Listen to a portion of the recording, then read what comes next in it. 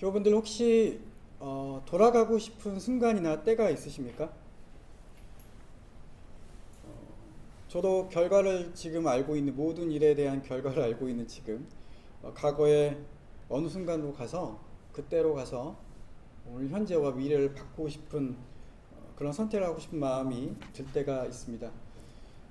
이런 마음은 아마 모든 사람들이 가지고 있는 판타지, 솔직히 말하면 욕망일 것입니다. 그래서 미디어들은 이런 판타지, 인간의 욕망들을 이용해서 영화나 드라마를 많이 만들기도 하죠. 최근 종영을 한 드라마가 있죠. 부잣집 막내 아들이라는 드라마가 있습니다. 보신 분도 많을 거라고 생각이 되는데, 드라마 주인공은 타인의 과거로 돌아가서 과거에 한국 사회에 일어났던 중요한, 그 당시 일어나지 않았던 중요한 사건을 미리 알고 있는 그 기억을 가지고 그 때에 따라서 선택을 해서 그것을 이용해서 막대한 부를 축적하고, 또 그리고 대기업을 상대로 전혀 위축되지 않는 그런 당당한 모습을 보여줍니다. 앞으로 일어날 일을 미리 알고 있다는 것, 오늘 우리가 이야기했지만 예언을 하고 예측을 한다는 것, 그것이 어떻게 보면 사람들에게 굉장히 정말 깊게 다가오는 욕망일 것이고 전지전능한 모습이 아닐까 라는 생각을 해봅니다. 전지전능을 바라는 모습, 모든 때를 알고 모든 기간을 아는 그 모습, 그것을 바라는 모습이 혹시 에덴 동산에서 선악을 구별하는 그 열매를 먹고 싶어 그것을 쳐다보는 첫 인류의 모습이 그랬을까라는 생각도 해봅니다. 제가 너무 비약을 한 것일까요? 여튼 우리는 모든 인생들 가운데서 중요한 때, 그때를 알고 싶어 합니다. 그런 욕망 앞에서 오늘 본문은 하나님께서 우리에게 말해주고 있는 부분이 있습니다. 바로 인생은, 삶은 하나님께서 우리에게 주신 선물, 은총이라는 것입니다. 그리고 인간의 유한성을, 인간의 무기력함, 인간의 한계를 알았을 때 어제보다 오늘, 그리고 오늘보다 내일 더 나은 삶을 살아갈 수 있다는 것을 오늘 본문은 우리에게 말해주고 있습니다. 오늘 본문은 이렇게 시작합니다. 범사에 기한이 있고 천하만사가 때가 있나니 라고 시작하고 있죠. 여기서 기간이란 말은 히브리어로 제만이라는 단어인데요, 영어로는 시즌이라고 번역되어 있습니다. 그러니까 계절인 거죠. 전도자는 인생을 어떤 한 줄에, 어떤 평행한 한 줄로 늘어져 있는 것이 아니라 마치 사인과 코사인의 어떤 곡선처럼 시기와 기간이 있다고 말해주고 있습니다. 평평한 어떤 인생길을 얘기하는 것이 아니라 그런 기간, 계절이 바뀌듯이 어떤 터닝 포인트들이 우리의 인생 가운데 있다는 것이죠. 두 번째, 때라는 단어로 나오는데요, 이 때는 히브리어로 에뜨라고 하는데 이것은 아나라는 동사에서 파생된 단어입니다. 이는 증거하다, 반응하다라는 뜻으로 하나님이 인간에게 증거하고 반응하는 방법은 바로 이때, 시간으로 통해서 나타난다라는 것을 담고 있는 것이죠. 그래서 성경이 말하고 있는 때는 하나님께서 인간에게 증거하시고 반응하시는 그 순간을 얘기한다고 볼 수 있습니다. 그래서 하나님은 시간을 만드시고 그 시간 안에 인간을 넣으셨습니다. 그래서 우리는 이 시간 가운데서 그 순간순간마다 하나님이 우리를 운행하시고 그 순간마다 하나님께서 우리와 함께 계시는 것을 경험하기도 합니다.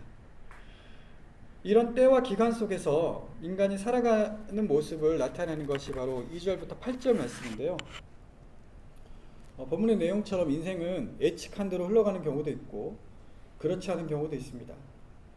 우리가 읽었을 때 여러 가지 때를 이야기해주고 있을 때 우리가 총 14쌍의 어떤 그런 비교하는 군이 나오는데, 우리가 어떤 때가 있다는 것을 우리는 인생을 살다 보면 알 수가 있고, 그 때에 맞게 우리가 어떤 것을 행동해야겠다는 어떤 진리의 지혜를 깨닫기도 하죠. 근데 우리는 역시나 그 때가 우리 예측한 대로 진행되지 않은 또한 우리는 알고 있습니다. 가정도, 회사도, 교회도 여러 가지 기한의 변화를 경험하게 됩니다. 은혜의 때를 누리는 때가 있기도 하고, 반면에 좌절하고 경험하는, 좌절을 경험하는 그런 때도 있습니다. 그래서 이 본문에서 말해주고 있는 이 2절부터 8절까지 말씀을 통해서 전도자가 그 때가 있다는 것을 말해주고 있으면서 9절과 10절에서 인간이 어떤 존재이고 하나님께서 왜 이런 때를 주셨는지에 대한 이유를 설명해 주고 있어요. 9절 말씀 보면 세 번역으로 좀 읽어보면 이렇습니다. 오늘 좀 9절과 10절 말씀이 약간 좀 앞에 있는 구절과 약간 동떨어져 있다는 느낌을 저는 번역상에서 받게 되거든요. 그래서 세 번역 성경을 읽어보면 훨씬 본문과 연관되어서 우리가 해석할 수 있는 도움을 받을 수가 있습니다. 9절 말씀을 세 번역으로 읽으면 이렇습니다. 사람이 애쓴다고 해서 이런 일에 무엇을 더 보탤 수가 있는가? 여러 가지 때가 있지만 그 때가 있다고 해서 사람이 그 때를 바꾸기 위해서 노력한들 그 때가 바뀌어지겠느냐라고 말하고 있는 것이죠. 즉 사람의 수고의 여하에 따라 삶의 기간이 그 때가 바뀌지가 않는다라고 말해주고 있습니다. 10절 말씀도 세 번역으로 읽어보면 이렇습니다. 이제 보니 이 모든 것은 하나님이 사람에게 수고하라고 지으신 짐이다. 어떻게 보면 본문에 나와 있는 개역 개정 말씀과 좀 약간 사뭇 많이 다르죠. 하나님께서 모든 것을 인간에게 주신 짐이다 라고 말해주고 있죠. 말씀 그대로 보면 하나님의 인간을 힘들게 하시고 짐을 주시는 분으로 이해할 수가 있을 것 같아요. 그래서 9절과 10절 말씀을 우리가 좀 읽어보면 그 자체로 보면 좀 좌절스럽습니다. 인간의 노력은 아무런 쓸데가 없고 하나님 우리에게 수고로운 짐을 주시는 분이라는 의미가 되기 때문이죠. 그런데 여러분 이 본문을 우리가 좀 더 본문이 가진 의미를 좀 더 해석하기 위해서는 전도서가 가지고 있는 독특한 특징을 이해할 필요가 있습니다. 전도서가 말하는 주제는 두 가지입니다. 첫 번째는 인생의 허무함입니다. 전도서 1장 2절과 3절 말씀은 이렇게 시작하고 있죠. 전도자가 이르되 헛되고 헛되며 헛되고 헛되니 모든 것이 헛되도다. 해 아래에서 수고하는 모든 수고가 사람에게 무슨 유익이 있는가? 라고 시작하고 있죠. 두 번째 전도서가 주는 특징은 하나님을 경외하라는 것입니다. 허무한 인생 가운데서 유한한 인간이 잡으려고 헛된 것들을 잡으려고 하고 추구하려는 모든 것들이 세상 가운데 있는 모든 것들이 다 헛되고 허무한 것이라고 하는데 이 허무한 세상에서 진정으로 허무하지 않은 삶을 살기 위해서 해야 될 것은 하나님을 경외하는 것이라고 전도자는 말하고 있는 것이죠. 하나님을 경외하는 것이야말로 이 땅 가운데서 진정한 헛되지 않는 것을 추구하는 삶이다 라는 것이 전도서의 특징입니다. 그런 관점에서 보면 10절 말씀 하나님이 우리에게 주시는 수고, 그 수고를 주신 이유는 인생의 허무함에 빠지는 것이 아니라 하나님을 경외하는 법을 알게 하기 위해서 우리에게 수고로움을 준다고 볼 수 있습니다. 인생에 일어나는 모든 순간순간 일어나는 일들이 우리는 그 수고로움을 통해서 그 일들을 통해서 우리는 여러 가지 때를 경험하게 되고 그 때를 통해서 우리가 경험하는 것은 그러므로 두 가지가 될 수밖에 없는 것이죠. 첫 번째는 인간은 유한한 존재이구나. 두 번째는 이것을 통해서 그 때를 통해서 하나님께서는 우리에게 자신을 경외하라고 하시는구나 라는 것입니다. 전도서의 관점이 그렇다는 것입니다. 여러분 우리 신앙인에도 이런 관점이 필요합니다. 특히나 물질 만능주의 또 인간의 이성이 인간의 과학이 모든 것을 지배하고 있는 사회에서 인간의 유한성을 고백하기란 그렇게 쉬운 일이 아니죠. 인간이 할 수 있는 일들이 점점 많아지고 있잖아요. 물질이 할 수 있는 일들이 점점 많아지고 있습니다. 어떤 이에게는 그래서 돈이 신이고 어떤 이에게는 과학이 신이고 또 어떤 이에게는 사람이 신인 세상입니다. 그런 세상에서 그것들이 허무하다, 유한하다, 한계가 있다라고 인정하는 것은 그렇게 쉽지 않은 삶입니다. 그것을 통해서 우리가 진정으로 이 허무한 세상에서 허무하지 살지 않기 위해서 우리에게 필요한 것이 하나님을 경외하라는 것. 그것 또한 통찰하기가 녹록치 않은 세상입니다. 현재 일어난 일들에 대해서 과거의 선택을 찬찬히 살펴보는 일을 우리는 복기라고 하죠. 그래서 인생을 복기해 본다라는 표현도 우리가 관용어처럼 사용합니다. 원래 이 복기란 말은 바둑과 관련된 용어이죠. 바둑 기사들은 대국이 끝나면 승자와 패자가 마주 앉아서 그 자리에서 바로 복기를 합니다. 복기는 방금 두었던 판을 한 수씩 주고받으면서 그 판을 재현하는 것이죠. 양쪽에 서로 번갈아 한 수씩 두면서 어떤 지점에서 승부가 갈렸는지 공부하는 것입니다. 일반인들에게 복기는 어려울 수 있습니다. 하지만 일반인이 프로기사에게 어떻게 그렇게 한 번에 복귀할 수 있느냐고 물어봤을 때 이 프로기사가 이렇게 대답했다고 해요. 프로기사들은 한 수 한 수 모두 의미를 두었기 때문에 바로 그 순간 바로 복귀가 가능하다고 말입니다. 첫 수만 기억하면 나머지는 저절로 생각이 난다고 말을 했습니다. 제가 일전에 프로기사 조은현 구단이 그 인터뷰 프로그램에 나와서 했던 인터뷰 내용이 좀 기억에 남게 있는데요. 그 복귀에 대한 이야기를 그분도 하셨어요. 그래서 그분이 말하기를 복귀라는 게 승자와 패자 모두 쉽지 않은 일이라고 했습니다. 패자는 경기에 지고 나서 비참하고 우울한데 한 수 한 수 복귀하면서 패배의 기억을 떠올리니 심적으로 굉장히 부담이 크다고 합니다. 그러나 그 아픔을 견디고 복귀를 하면 자신의 실수를 인정하고 다시는 그런 패착을 하지 않도록 배움의 기회를 삼는다고 합니다. 반대로 승리를 한 사람도 마찬가지라고 해요. 복귀를 하면서 자신이 잘해서 이겼다는 것이 아니라 그런 자만에 빠지는 것이 아니라 이때 상대가 실수를 했구나. 내가 잘 둔 게 아니라 상대가 실수해서 이 판세가 뒤집어지고 내가 이런 수가 실수였구나. 내가 잘못 두었구나 라는 그런 위기의 순간을 복귀하면서 짚어본다고 합니다. 그런 일에서 복귀를 통해서 그래서 승자는 다시 한번 겸손함과 절제를 배운다고 해요.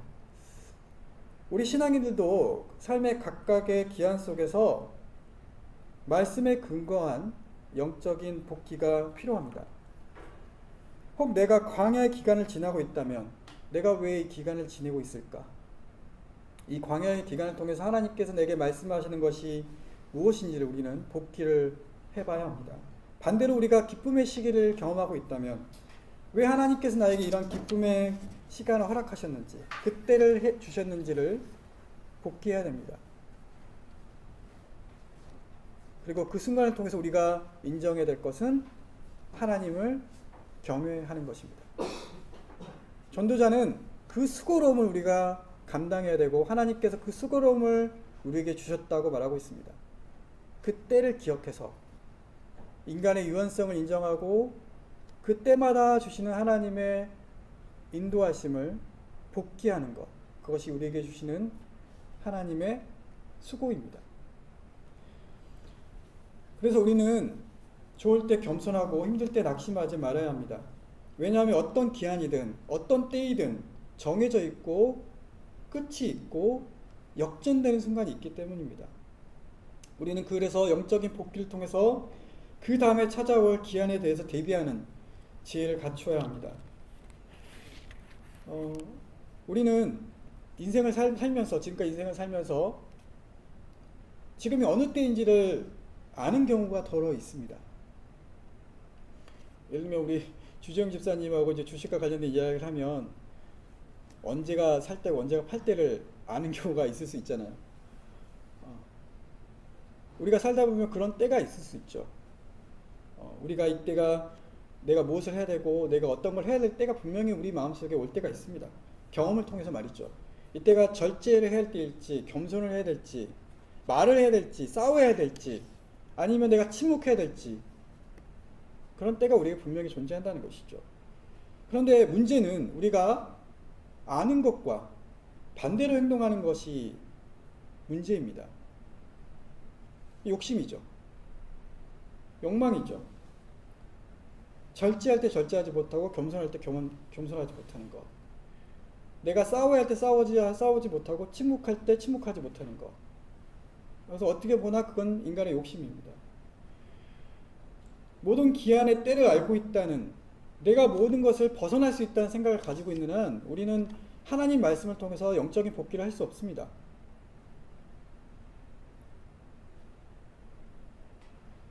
저와 여러분이 인간의 유한함을 점점 상실시키게 하고, 또 그리고 하나님 없이 살 수 있는 세상으로 만들어버린 이 사회에서 우리가 하나님만이 우리의 진정한 가치이고 하나님을 경외하는 것이 지혜의 근본이라는 성서의 가르침을 살아내는 우리가 됐으면 좋겠습니다. 11절은 9절과 10절을 다시 한번 정리한 구절인데요. 하나님의 관점, 시선으로 세상을 볼 때 아름답고 그리고 모든 사람들에게 영혼을 사모하는 마음을 주셨다고 말하고 있습니다. 여기서 아름답다라는 말은 야페라는 말인데요. 적절하다, 적합하다는 의미입니다. 즉 세상의 모든 것은 하나님께서 적절하고 적합하게 지으셨다는 것입니다. 이것 또한 우리 눈으로 보면 이해가 되지 않죠. 인간의 눈으로 봤을 때는 세상 사람들 상은 모두가 불합리하게 보이기 때문입니다. 우리는 삶 속에서 사람과 관계하면서 이 사람들로 인해서 불만을 갖게 되고 사람들로 인해서 상처를 받습니다. 어떻게 저런 사람들이 신앙인일까? 어떻게 저런 것이 교회일까? 이런 말도 할 때가 있죠. 어떻게 나에게 이런 상황이 벌어졌는가? 자문자답할 때도 있습니다. 이해가 안 되고 분노가 날 수도 있습니다. 이런 생각을 갖게 되는 사람들의 문제, 우리들의 문제를 해결할 수 있는 것은 하나님께서 모든 상황을 적절하고 적합하게 만들어 나가신다는 하나님의 창조가 지금도 계속되고 있다는 것을 믿는 것입니다. 그래서 바울은 모든 것이 합력하여 선을 이룬다는 고백을 통해서 하나님의 인도하심을 고백을 했습니다. 이 사실을 우리는 힘들지만 인정을 해야 합니다. 두 번째, 영혼을 사모하는 마음의 구절을 두고 우리는 모든 사람들이 종교적 심성을 가졌다고 해석을 하기도 합니다. 영혼이란 말 자체가 그렇기 때문이죠. 영원하다는 말 자체를 가지고 있기 때문에. 그런데 이 영혼이란 말은 히브리 언어로 보면 과거와 미래를 생각하는 감각이라는 의미를 가지고 있다고 해요. 즉, 내 인생에서 일어난 때와 기한을 기억하고 복귀하는 마음을 하나님께서 주셨다는 것입니다.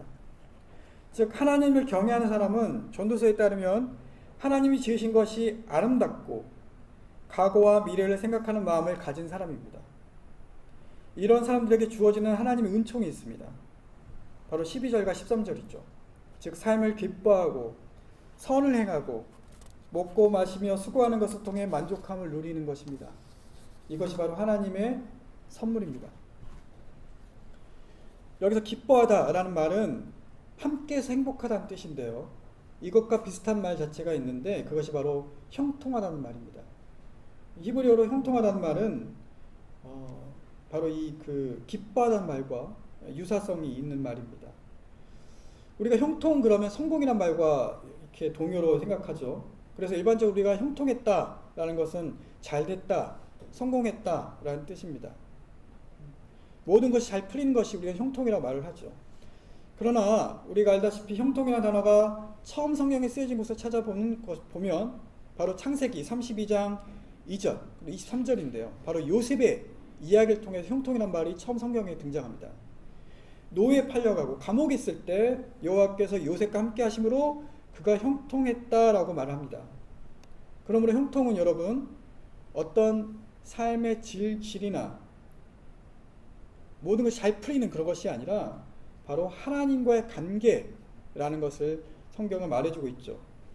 내가 사는 삶이 비록 힘들고 지치고 비참할지라도 하나님이 나와 함께 계시면 또 이를 믿는 것이 바로 형통이고 진정한 성공이라는 것입니다. 하나님이 요셉이 총리가 되었을 때 절대 형통이라는 단어를 성경에 사용하지 않으셨습니다. 여러분, 우리 삶이 평온하거나 혹은 힘들지라도 하나님과 동행하는 그 순간이 형통한 삶임을 믿으시기 바랍니다. 이 형통한 삶을 우리가 인지했을 때 하나님이 우리 함께 계신다는 것을 인정했을 때 우리 안에 습득되는 것이 바로 선행입니다. 하나님과 동행하면 나의 시선은 자신만을 바라보는 이기적인 모습을 버리게 됩니다. 시선을 다른 사람에게 돌리게 됩니다. 다른 사람을 보면서 험담하고 헐뜯는 것이 아니라 그들의 필요를 채워주는 아름다운 일을 하게 되는 것이죠. 창세기 40장에 보면 억울하게 누명을 쓴 요셉이 자신의 코가 섭자인 그 상황에서 정말 누구를 돌아보고 챙겨줄 상황이 아닌 그 감옥에서 제수들의 상황을 살펴주잖아요. 자신도 힘들지만 그 제수들이 가지고 있는 꿈을 해석해주며 그들에게 그 꿈을 풀어줍니다. 그리고 요셉은 술 맡은 간원장에게 보이는 그 근심의 빛을 보고 그냥 지나치지 않죠.